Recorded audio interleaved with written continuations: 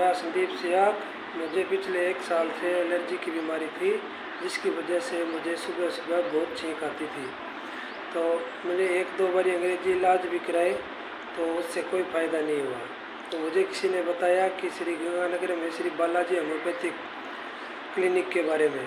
तो वहाँ पे मैं डॉक्टर राकेश यादव से मिला, तो उन्होंने अपना जो होम्योपैथिक इलाज किया, तो उससे मेरे एकदम सब कुछ सही है।